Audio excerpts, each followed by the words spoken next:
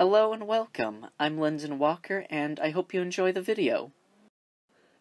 I hope you all have been doing well. I haven't been too shabby myself, been staying pretty busy as usual. Along with a lot of painted studies over on my TikTok, I've been doing a lot of reading and writing. I think I recall mentioning that in my last video, and I'm very happy with how the progress has been so far, with the writing that is. I've got about 7 or 8 pages written up so far. I'm not really sure how long this story may end up being, or what I'll end up doing with it if I end up finishing it, which I hope I do, but with most things I do, it usually ends up being bigger than I planned, or at least that's kind of what I'm expecting. Does that ever happen with you guys?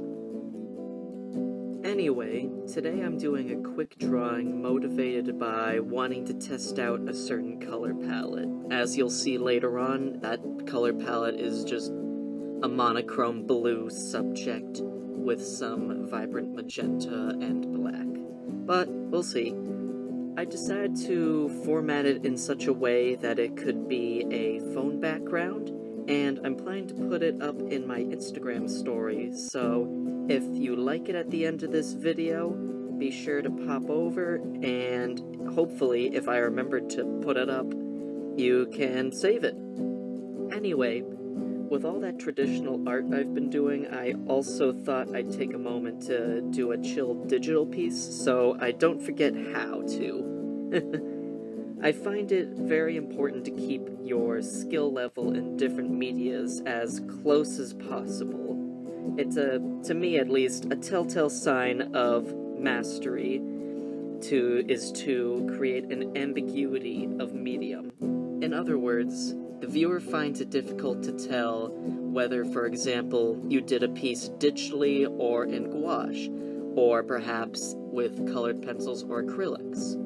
Now, this can be seen as very subjective, however, you must acknowledge that it is very impressive nonetheless, if you're able to succeed in doing that.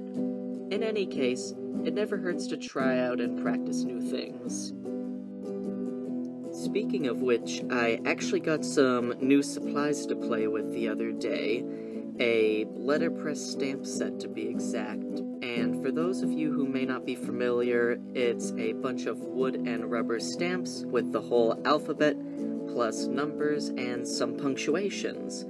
I also got with this set a packet of ink pads with all sorts of colors, including, but not limited to, gold and silver, which I actually used the silver first on a space-themed collage I did, and I was honestly kind of surprised to find the gold and silver because I thought you would, I don't know, they seem like they would be rarer to find, if that makes sense. I'm excited to test it out more. Not to mention, I got it for a pretty good price, if I do say so myself.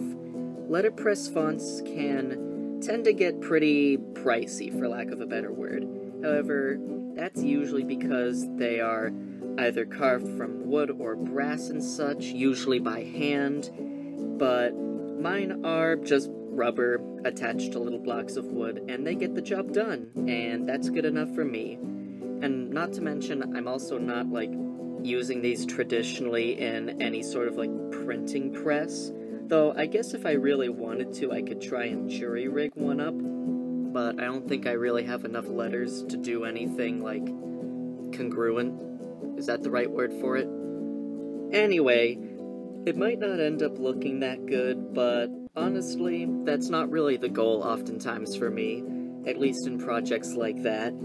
For me, since I usually try to emulate, a very smooth application of the medium, I also like trying to make it look messy, because I just think it's fun. I think it looks neat.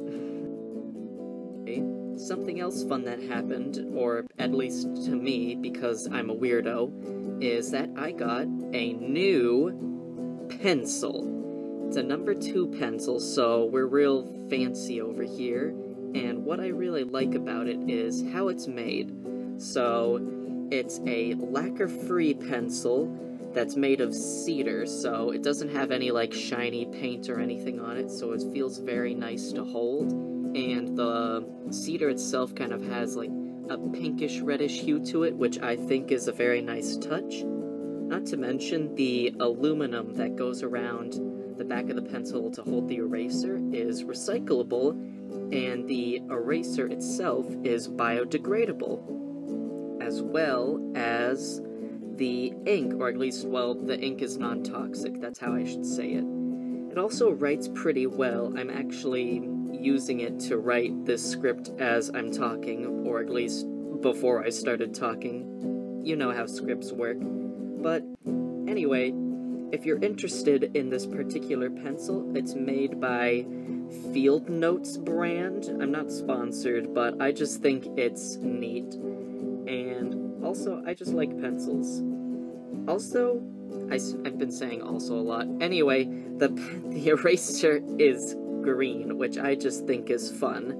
A fun way to mix things up from the usual pink eraser. I also want to get a carpenter's pencil at the same time. They're just really cool oblong shapes so they don't roll away, which I think is neat.